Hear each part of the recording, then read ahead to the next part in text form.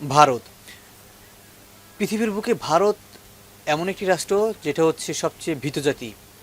কারণ তাদেরকে ২০০ বছর ইংরেজরা শাসন করেছে, বহু মুসলিম রাজা-বাদশাহ তাদেরকে শাসন করেছে। সর্বশেষ দেশ বিভক্তের সময় তারা গোল টেবিল বৈঠকের মাধ্যমে দেশ ভাগ করেছে। তাদের নিজের উৎস কোনো কিছুই নেই, নিজেদের বলতে তাদের কিছুই নেই। এবং বাংলাদেশ দীর্ঘ ৯ মাস ৭১-এর রক্তক্ষয়ী যুদ্ধের মাধ্যমে স্বাধীনতা লাভ করেছে। ভারত হচ্ছে এমন একটা নিম্নতর দেশ যারা সব কিছুতেই ভয় পায়। সবচেয়ে ভীত দেশ বলা হয় পৃথিবীর বুকে ভারতকে। এবং যত রকম ফেক নিউজ সেটাও বের হয় ভারত থেকে। বাংলাদেশি বিজিবি যখন ভারতের বিএসএফদের বেড়া দেওয়ার প্রবণতাকে নস্যাৎ করে দিল, কেন নস্যাৎ করে দিয়েছে? কারণ তারা নিয়ম ভেঙে বর্ডারে বেড়া দিতে গিয়েছে এবং বাংলাদেশ তা প্রতিরোধ করেছে।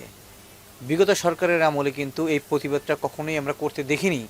আমাদেরকে এমন একটা ঘোরের মধ্যে রাখা হয়েছে যে ভারতকে আমরা কিছুই বলতেই পারতাম না। বিগত সরকারের আমলে আমরা অনেক ভুল কিছু আঙ্গুল দিয়ে দেখিয়ে দিতাম, চোখে আঙ্গুল দিয়ে দেখিয়ে দিতাম, কিন্তু সরকার এটা নিয়ে কোনো পদক্ষেপ নিত না। একটা গণ অভ্যুত্থানের মাধ্যমে আমাদের নতুন সরকারের প্রতিষ্ঠা হয়েছে এবং এইরকম নজির পৃথিবীতে খুবই বিরল।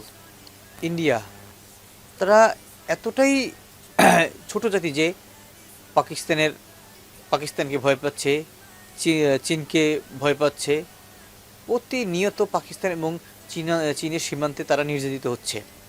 একদিন বাংলাদেশের সীমান্তে তারা রাজত্ব করিয়ে বেরিয়েছে হাসিনার আমলে, কিন্তু সেটাও নস্যাৎ হয়ে গেছে। কিন্তু একটা জিনিস তারা ভুলে যাচ্ছে যে মুদ্রার এপিঠ ওপিঠ হয়। আপনি ভাবতেছেন যে ওই সরকারের আমলে আমরা নেতৃত্ব প্রদান করেছি বাংলাদেশকে, এখন আমরা করব না, সেটা সম্ভব না। কারণ প্রত্যেকেরই খেলার ধরনটা একটু অন্যরকম, সবাই একরকম না।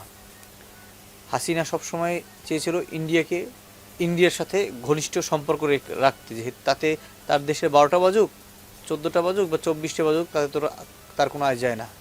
তার কথা হচ্ছে তার বাবার যত রকমের স্বার্থ আছে তার রক্ষা করতে হবে। সে ভুলেই গিয়েছিল যে বাংলাদেশের মানুষের নিজস্ব আত্মমর্যাদা রক্ষার্থে, দেশের সার্বভৌমত্ব রক্ষার্থে অবশ্যই তারা একত্র হবে। এবং হাসিনা সরকার কখনো কল্পনাও করেনি যে তারা এভাবে বাংলাদেশে একটা গণ অভ্যুত্থানের মাধ্যমে তাদের পালাতে হবে 5ই আগস্ট।